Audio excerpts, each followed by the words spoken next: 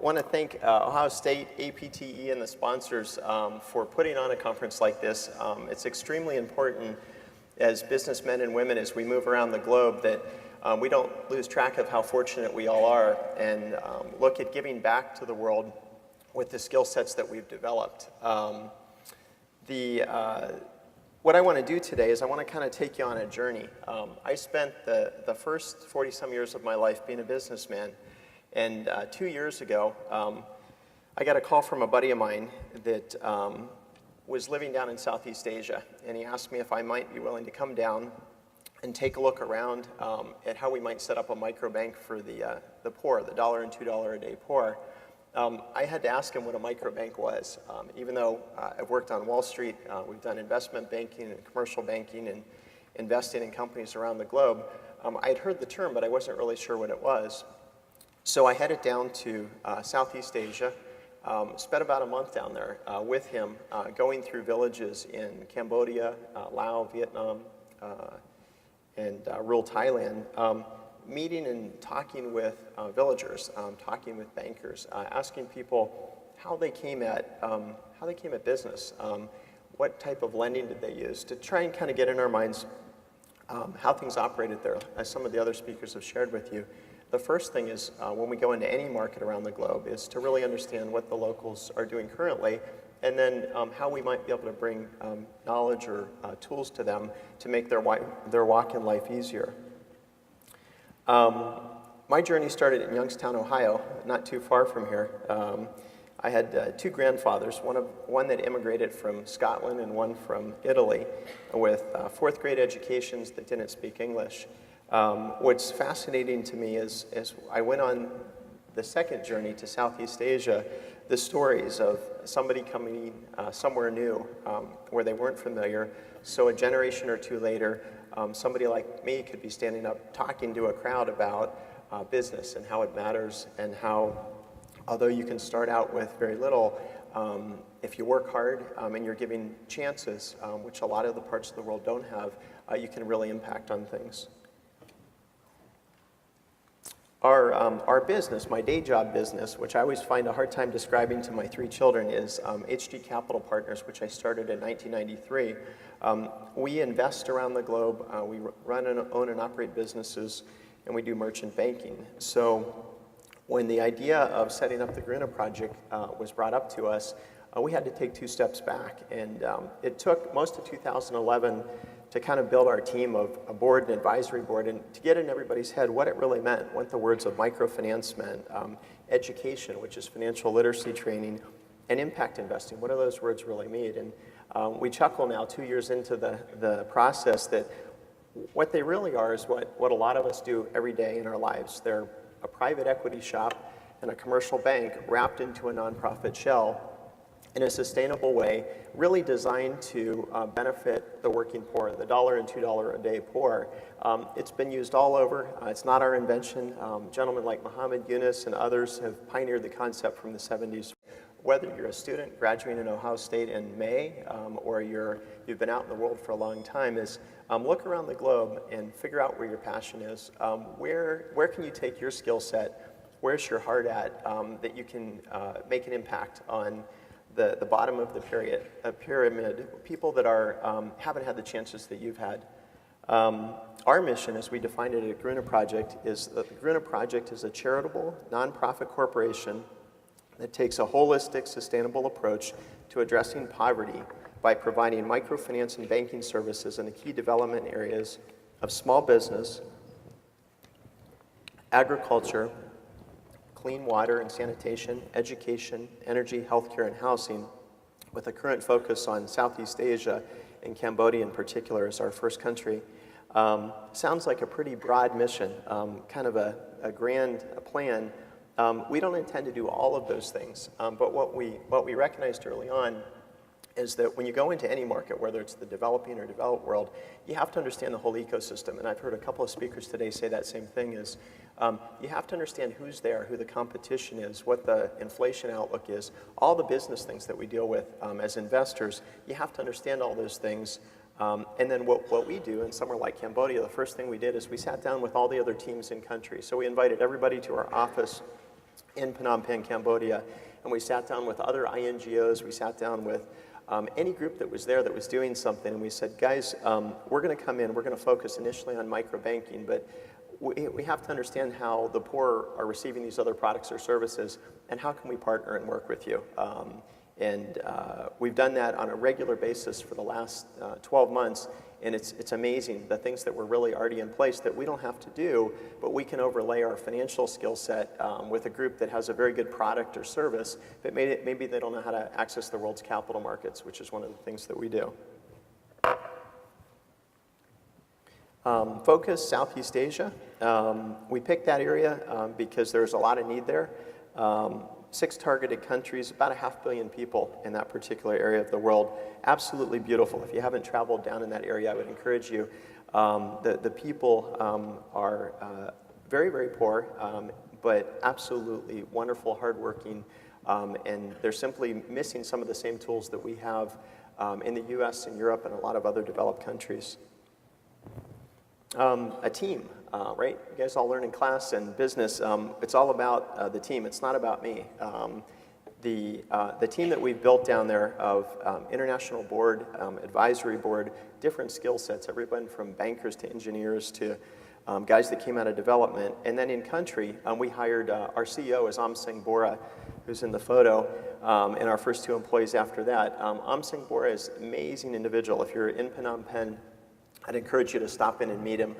He grew up during the Pol Pot regime, one of 8 children, watched neighbors murdered by the dozens, but he's one of the most hopeful, amazing people I think I've ever met. He fought his way out of poverty by getting an education, worked at a Big 4 accounting firm, and he became the youngest CEO in the history of World Vision Vision Fund. And he built their microfinance practice from about 700 million USD to almost 28 million in 14 of Cambodia's 24 provinces, serving about 80,000 borrowers with small loans and training. Trained up staff from 30 employees when he started to 600. And at the peak of his career, arguably, he was helping in his community. He was making a difference. He and his wife and children were held in high regard. He quit in 2010. And we met him in 2011 through another business friend of ours. And I asked him, I said, why would you do that? You were at the top of your game. You were making great money. You were held in high regard. And he said, because what you don't understand, Jim, is once you figure it out, you have to give it back. And what he had figured out that took me a little bit longer as a business guy to figure out is once you have that knowledge in your mind, or he calls it moving from a hopeless mindset to a hopeful mindset, you have a responsibility, in his case as a Cambodian, to give it back to your countrymen. So he left that job and that position, started his own firm, and it focused on training throughout the country.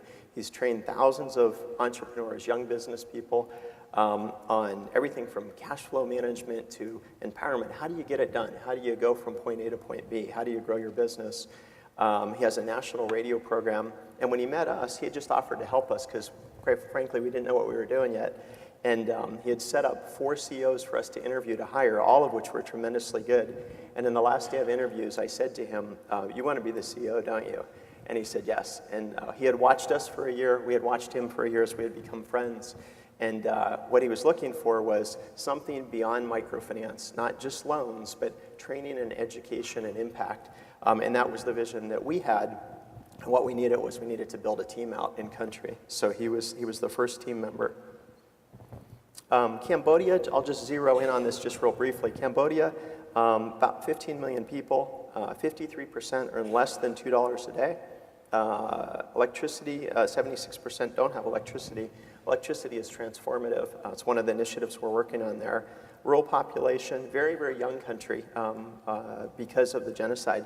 60% are under the age of 25, and GDP is about $955 a year. Why did we pick Cambodia out of the 6 targeted countries or out of the 200 countries around the world? There was a need, right? Just like any product or service as a business guy that you're offering with a kind heart as a nonprofit, we wanted a place where it would be sustainable. Our goal was to go out and raise $30 million of donated capital. We didn't want to have to go back to the well. We wanted this to last for the next 50 years or until poverty didn't exist and kind of grow with our borrowers. During the Pol Pot regime, 2 million Cambodians, about a quarter of the population, was systematically killed. Everybody in this room would have been killed. If you were the educated class, you were the business class, Pol Pot felt that you were a threat, and so he killed you. When you work in a country like that, something I didn't know until we started working there 2 years ago is part of the other thing of value that you can bring is training and knowledge, right?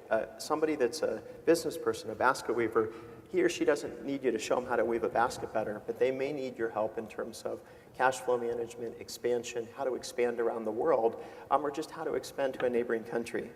So that's part of what we feel very strongly about as well in the products that we offer is we're listening to the market and seeing if there's a need there. Cambodia as a government, I'd suggest if you're going to go after an endeavor like this, you have to look at the macroeconomic picture as well. What's the government doing? Is it stable? World Bank, United Nations, some of the markers of things that are in place. Our role in our business lives at HG Capital, and the same here, is we don't want to be the first guy in, right? Because that's usually the guy that you learn in business is the guy with all the arrows that are sticking in his back. And we didn't want that to be us. What's nice about Cambodia is there's 32 MFIs, microfinance, which are really banks.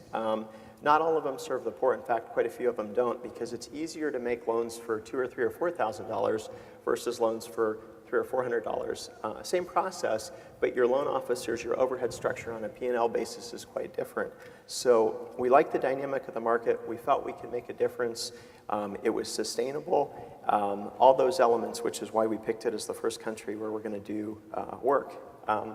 Broad impact to microfinance and impact investing as well. Multiplier effect makes a lot of sense, just like the banks in the United States. A dollar that goes in, it's not a handout. It has to be paid back so you can then help the next person.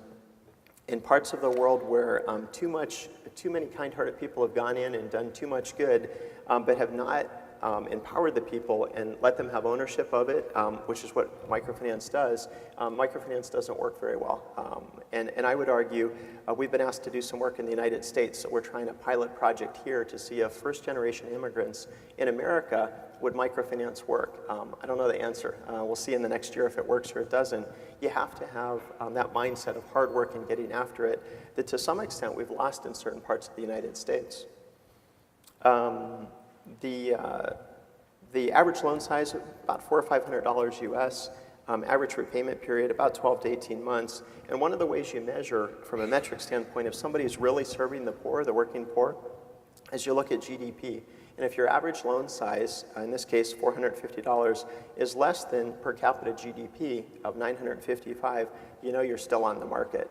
When you start drifting up above that, what you're doing is you're targeting arguably still maybe a middle market, but still the poor, but at a different level and a layer. So our goal is to stay focused. 2013, we just started our fundraising to grow the business. We had kind of seeded the business with a couple $100,000 to get it going. Now we're out, we're going to raise $1 million of donated capital, and I think we just secured our debt capital with a very low-cost debt provider. So we're going to lever the balance sheet, $4 of debt, $1 of equity. Very, very similar to how US banks or banks around the globe work. And that lets you extend the reach, in this case, out to $5 million to a lot more borrowers and their families. The multiplier is about 8 to 1. So if you make a loan, mom takes out a loan, her business grows, the children benefit, dad benefits, the community benefits. It's one of the neat things about banking. Back to the start, the boy in the boat. I would challenge each of you to turn and look to the person next to you. And like my grandfathers that came over, ask your neighbor, who in your family is the boy in the boat? Are you first generation, second generation? Did you just get here?